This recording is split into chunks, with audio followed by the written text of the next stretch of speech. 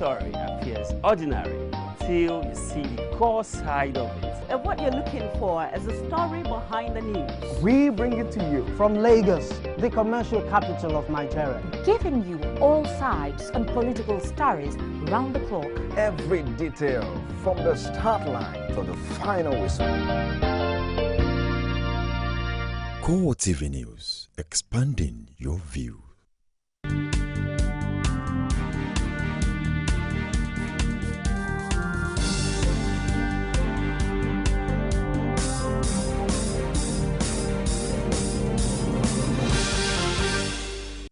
Welcome to CoreTV Primetime News. I am Gift or Gete. In our major story, national leadership of the All Progressives Congress cries out over attack of its officers in Lagos.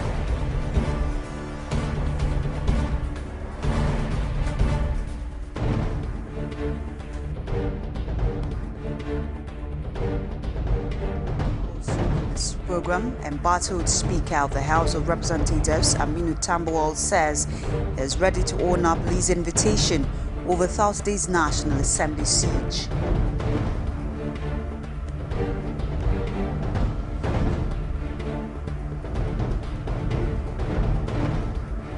Police in Ekiti raise alert, warn politicians against violence.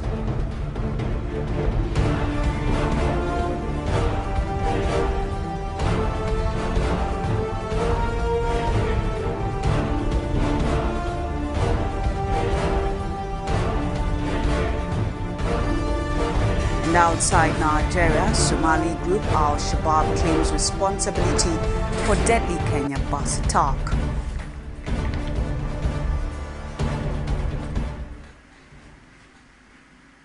Thanks for staying tuned with us. That's CoreTV Primetime News. Now details of the headlines and other stories. The All Progressives Congress has condemned Saturday's invasion of its offices in Lagos by security agents, calling it perhaps the worst political scandal in Nigeria's history. In a statement on Saturday in Ijebu-Ode, Ogun State, by its National Publicity Secretary Lai Mohammed, the party said the invasion can only be likened to the Watergate scandal that led to the resignation of U.S. President Richard Nixon in 1974. As a result of the June 17, 1972 break-in at the Democratic National Committee, DNC headquarters at the Watergate Office Complex in Washington, D.C., and the attempted cover-up of its involvement by the Republican Nixon administration. It therefore called for the independent inquiry to fish out those who ordered the needless and unprovoked attack on the offices of the APC and ensure that they face very serious consequences irrespective of their status. Speaker of the House of Representatives, Aminu Tambuwal, has said he is prepared to honor an invitation from the police. Speaking through his media aide, Imam, the Speaker said in a statement that he enjoys no immunity, so he is willing to respond to any lawful invitation. He, however, expressed dismay at what he described as the unprofessional conduct of the police in attempting to stop him from presiding over a special session he called an emergency rule. Tambuwal also lashed out at the police for claiming that he arrived at the National Assembly with a motley crowd and insisted that he was at the complex with other federal legislators and expressed concern that lawmakers were described as a motley crowd in a police statement. Inspector General of Police Sulaiman Abba has denied ordering the arrest of Speaker of the House of Representatives Aminu Tambuwal, who, however, did not rule out the arrest of anyone found involved in what he described as an attack on policemen or disturbing public peace at the National Assembly. Police spokesman Emmanuel Ojukwu quoted the IG as saying that it is the responsibility of the investigating police officers to determine who to invite for questioning or prosecution. The IG has meanwhile ordered an investigation into the death of a police inspector at a political rally in the Okeodo area of Ibadan in Oyo State. He described the attack on the police personnel as unwarranted and reaffirmed his warning to politicians to desist from using thugs. Human rights activist and lawyer Femi Falana says reason given by the Inspector General of Police on the deployment of his men to lay siege on the National Assembly is unacceptable. He described the action of the police as contemptuous, illegal, criminal and unwarranted, and an attempt by the authorities to reduce Nigeria to a banana republic. I have read the belated rejoinder of or explanation of the Inspector General of Police, which cannot be taken very seriously. He is saying that they got information, as usual, that hoodlums were going to take over the National Assembly. Since the hoodlums did not take over the National Assembly, the police decided to behave like the hoodlums by throwing tear gas at the Speaker and other members of the House of Representatives, including some senators who were seen in the vicinity. This is unacceptable. But you can be sure that what the government wanted to do here was to install a minority leadership on the House. And you know, in Nigeria now, 16 is greater than 19 in the NGF. In Rivers, 5 is greater than 28. In those states, 5 is greater than 20. And in Ekiti, 7 is greater than 19. That is the new democratic situation in Nigeria. A coalition of civil society groups, the Stop Impunity Nigeria campaign, is demanding the resignation of Inspector General of Police Sulaiman Abba over the recent police action at the National Assembly. This, according to the coalition, is because the policemen were out to prevent the House of Representatives from considering President Goodluck Jonathan's request for extension of emergency rule in Adamawa, Borno and Yobe states.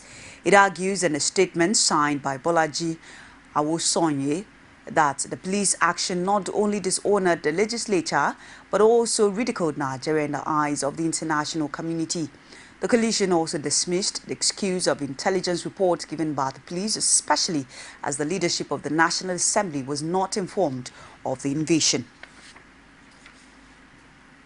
Former Vice President and presidential aspirant Atiku Abubakar is in Birnin Kebbi in continuation of his campaign for the presidential ticket of the All Progressives Congress.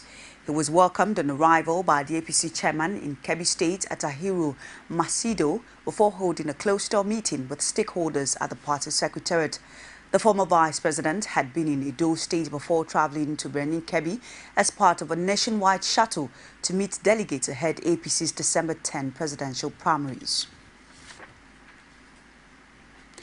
Police in Ekiti reads out riot act to politicians. Find out more when we return after this timeout. Stay with us.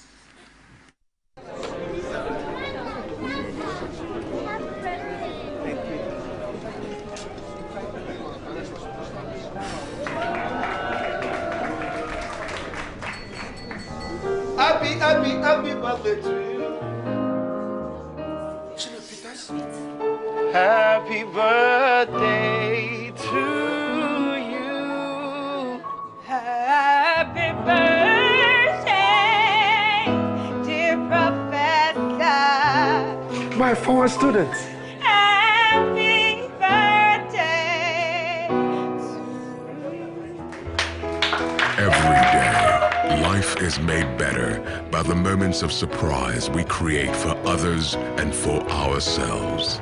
Be better. Surprise someone this season and make sure to text 11 to 400 to get a surprise from MTN.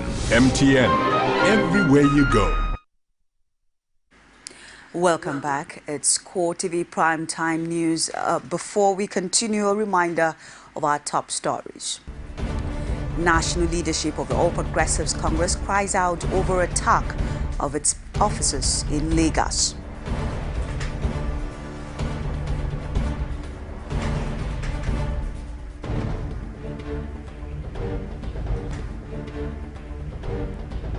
Embattled Speaker of the House of Representatives, Aminu Tambuwal, says is ready to honor police invitation over Thursday's National Assembly siege.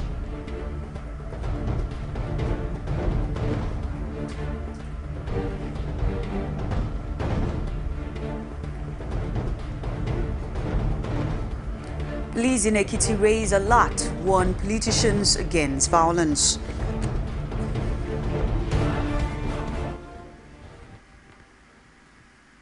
It's CoreTV Prime Time News. Do not forget that you can also reach us on our social media platform. On Facebook, it's facebook.com/CoreTV News.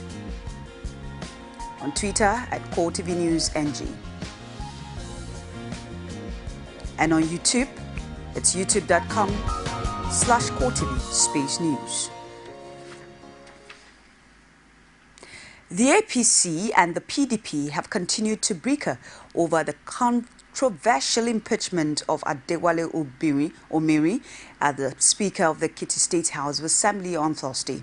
Rashid reports that the leadership of the two parties in the state have been engaged in heated argument over the development. The report. The war of words appear not over as the already frosty relationship between the Ekiti PDP and APC, particularly after the Ekiti State House of Assembly incident where PDP lawmakers sacked the Adewale Omiri-led House leadership, thickens.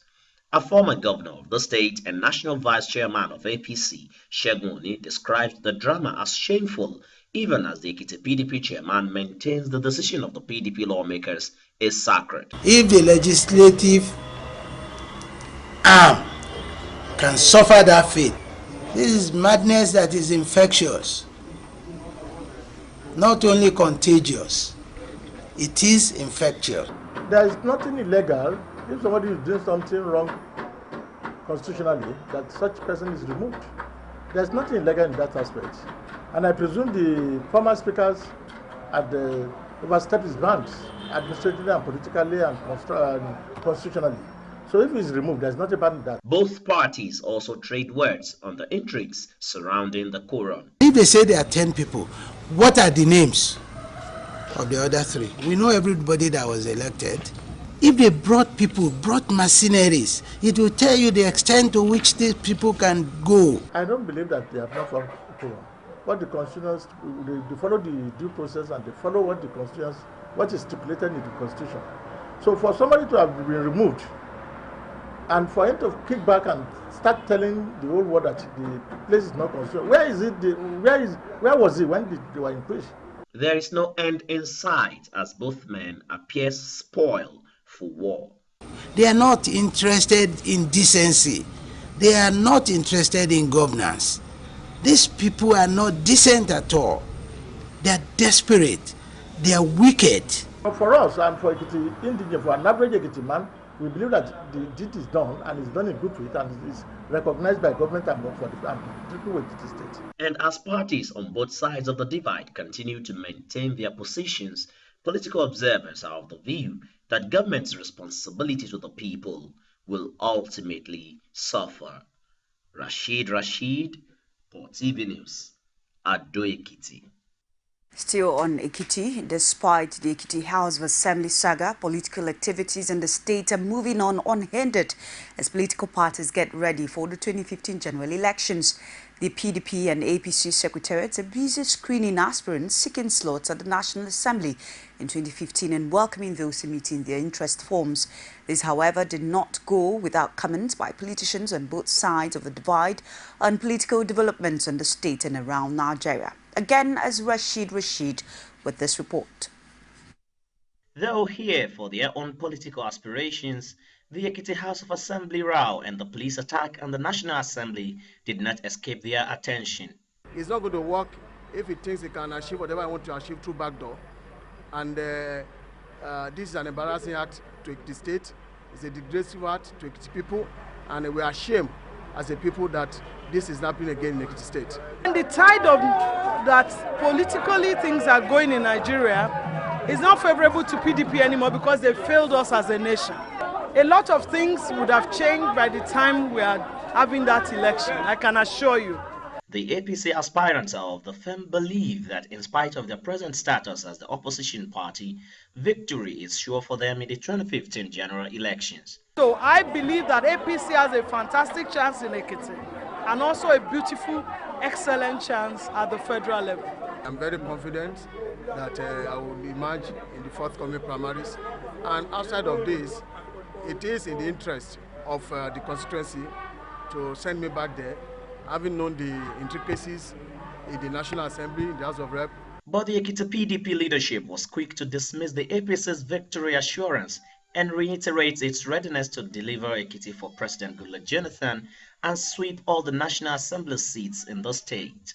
On record that the screening exercise for the National Assembly contestants went successively in Ekiti state. And I assure the state, and I'm assuring the whole nation, Ekiti will have nothing less than 90% of the next vote for Mr. President, and we will have all the House of Assembly, God being our helper, all the Rep and Senate in Ekiti will win for PDP. There is a strong belief among all the aspirants that the development in the last 1 week in the state and at the national level will surely play a big impact on the quest and outcome of the 2015 general elections.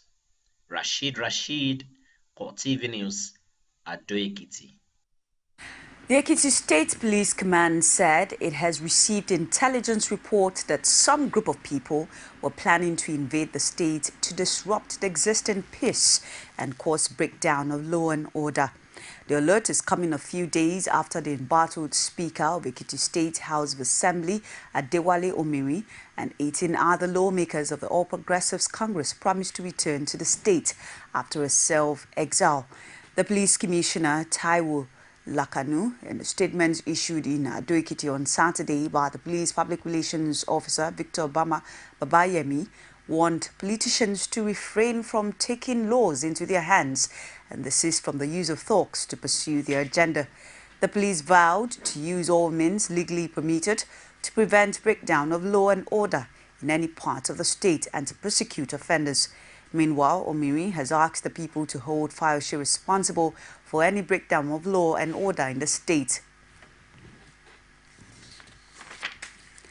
The National Health Insurance Scheme says more Nigerians would benefit from government's health intervention in the days ahead.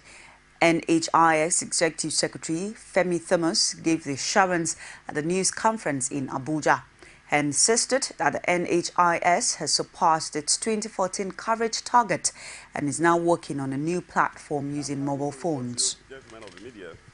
And through you to all Nigerians as well as the global community, that we have completed the molding of the building blocks, we have laid crucial structures and have commenced the implementation of certain strategies to make health insurance easy and accessible to all Nigerians. The current position of Nigeria in terms of UHC, that's Universal Health Coverage, came out of the last National Council of Health held in Uyo a few days ago. And therefore, we Nigerians have adopted 2020 as the year for universal health coverage attainment in Nigeria. That was the decision of the Council. Incidentally, like I said, there are three elements there. That is removal of physical barrier. That is making sure that there are facilities manned by competent hands and well-equipped for service. That is one element. The other element is ability for people to be able to pay. To scale this hurdle, it will require that the financial barriers are removed. Well, it's CoreTV Prime Time News. We'll take another break and return with business, sports and stories outside Nigeria. Stay with us.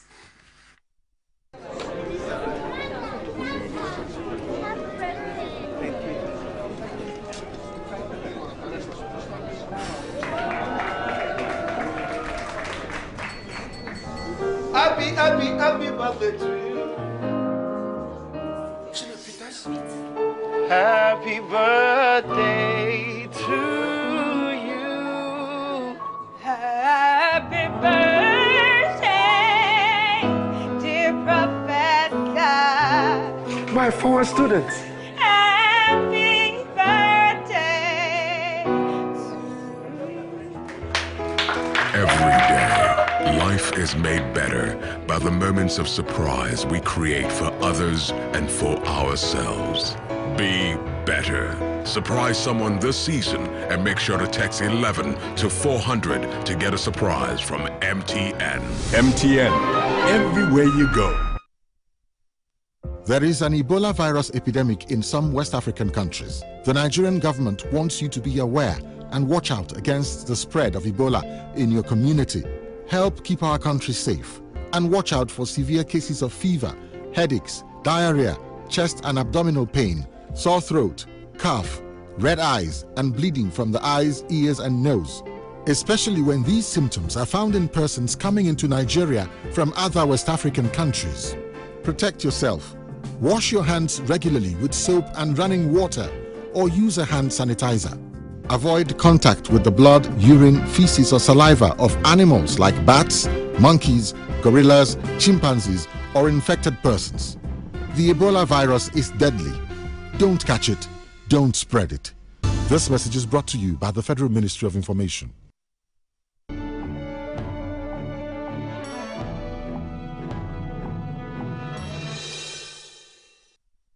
Welcome back now to business. Report of FBN Capital says oil theft and delay in the passing of the Petroleum Industry Bill has kept Nigeria's oil output and exploration activities below potential in the short term. In the 2013 budget, the country had targeted 2.53 million barrels per day, but the actual production for 2013 averaged 2.2 million BPD. 2014 oil production target was set at 2.388 million BPD. But production so far averaged 2 million BPD amid the spate of oil theft and pipeline vandalism. For 2015, the government is projecting oil output of 2.278 million BPD, which is more than 100,000 BPD less than this year's projection. Oil theft of 200,000 to 300,000 BED or BPD was robbing the government of revenue that could have been used to meet its cash obligations to oil companies, also leakages of pipelines. According to the United States Energy Information Administration, exploration activities are currently at their lowest level, with only 3 exploratory wells drilled in 2011. In comparison with 20 wells drilled in 2005. For 2014 oil production projection, the government applied a risk factor of 300,000 BPD due to production shortfall resulting from activities of oil theft and pipeline vandals in late 2012 and early 2013. However, the risk factors had been reduced to 150,000 BPD due to improved government efforts at tackling setbacks in the sector. Nigeria's debt market is expected to take its next direction from the output of the Central Bank of Nigeria's rate-setting monetary committee meeting scheduled for early next week. The committee will meet for 2 days from November 24th against the backdrop of a steep drop in the price of crude oil that has put significant pressure on the naira currency. Yields and bonds rose around 50 basis points across all maturities week on week, but some local pension funds were seen taking positions in the market on Friday after yields fell from around 14% midweek. The benchmark 10 years bond rose 52 basis points to 13.70% on Friday from 13.18% last week. The 2022 was trading around 13.56% against 13.23%, while 2016 paper was at 13.68%. The naira has lost 11.42% year to date on concerns over falling oil prices.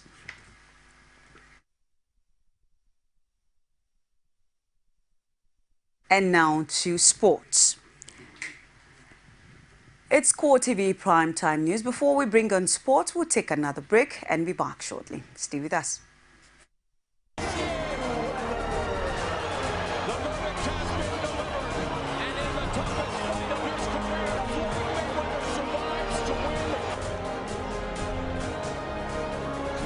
Der Torschütze zum zwischenzeitlichen 1:1. Semenike schickt Musa, da ist Ahmed Musa und da ist der Ausgleich.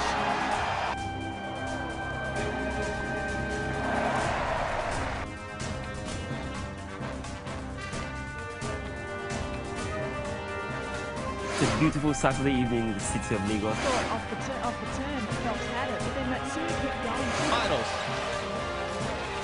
5 to shoot. Leonard does.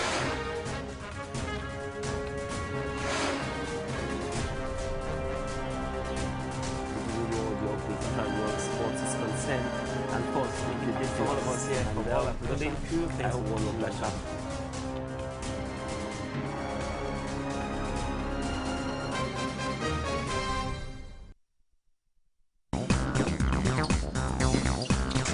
Power style, that's what he delivered. Here's that ball storming, going take. Puyol with a flying lead. Go taking them out in the lead and really. And now to sports. The Flying Eagles will resume campaign on November 24th ahead of next year's Africa Youth Championship build for Senegal, according to head coach of the team, Manu Garba. Garba, who led the Golden Eaglets to the FIFA Under-17 World Cup in the UAE, disclosed that his program for the championship has been approved by the NFF. The Flying Eagles will slog it out alongside 7 other teams at the AYC, which is scheduled for March 8 through 22nd, 2015. The participating teams include host Senegal, Congo-Brazzaville, Cote d'Ivoire, Mali, South Africa, and Zambia. The Association of Nigeria Premier League Club Chairmen and Managers Club Owners have summoned an emergency meeting of the association in Abuja. Acting Secretary of the club owners, Aloy Chukwemeka, dropped the hint in Lafia Weekend shortly after watching the last encounter between Nasarawa United and Warri Wolves, which ended 2-2. He said the meeting would hold in Abuja today by 11 p.m. to review the just concluded league season. Chukwemeka ordered that the club owners would also have an end-of-season dinner in Lagos, just as he urged all members to endeavour to attend the 2 important events. Manchester City came from behind to beat Swansea City and keep the gap between themselves and Premier League leaders Chelsea to 8 points. City, third in the league, were stunned inside 10 minutes as Wilfred Bony chested down Nathan Dyer's sublime pass and finished calmly. The champions levelled when Steven Jovetic clipped in Jesus Navas' cross. Everton defeated West Ham 2-1. Sunderland held Leicester City to a goalless draw. Newcastle United scored a late goal to compound QPR's woe, while Bony sucked home side City to a 2-1 victory. Nico Rosberg beat Lewis Hamilton to pole position in the title-deciding Abu Dhabi Grand Prix. Rosberg was 0.386 seconds faster than his Mercedes teammate as Hamilton managed to secure second place despite an error-swan season. Hamilton is 17 points ahead of Rosberg and needs only to finish second to the German in the race to secure the title. Hamilton faces an evening of decisions about how to approach the race after missing out on pole. He was fastest in the second knockout part of qualifying as Rosberg managed only 4th place after making his own mistakes. And now to stories outside Nigeria. Kenya. Gunmen from the Somalia militant group Al-Shabaab say they have attacked a bus in northern Kenya, killing 28 people. The bus was traveling to the capital Nairobi when it was stopped in Mandera country not far from the Somali border. Witnesses say the gunmen separated out non-Muslims from asking passengers to read from the Quran. Those who failed were then shot in the head. Al-Shabaab has carried out a series of attacks in Kenya since 2011. A statement on a website linked to the Islamic group says the attack was carried out in retaliation for security raids on mosque in the coastal city of Mombasa early this week. Kenya's Interior Minister said on its Twitter feed that a camp belonging to the attackers had been destroyed by Kenyan military helicopters and jets, with many killed. One of the passengers on the bus said there were more than 60 passengers on board, when it was attacked before dawn on Saturday. He added that the driver tried to accelerate away, but the vehicle became stuck in mud caused by recent heavy rains. And just before we go, a recap of our major stories.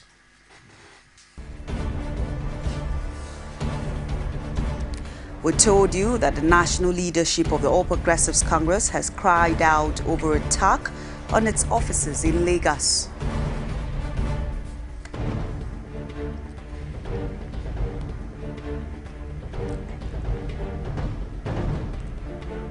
We also brought you a report that the embattled Speaker of the House of Representatives, Aminu Tambuwal, has expressed readiness to own an invitation by the police over Thursday's National Assembly siege.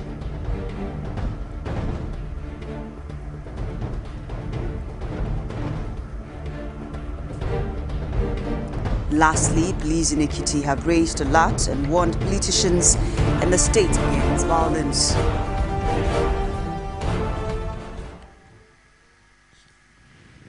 That's our show for tonight. On behalf of the entire production crew, I am Gift or Gete, wishing you a lovely night rest. Good night.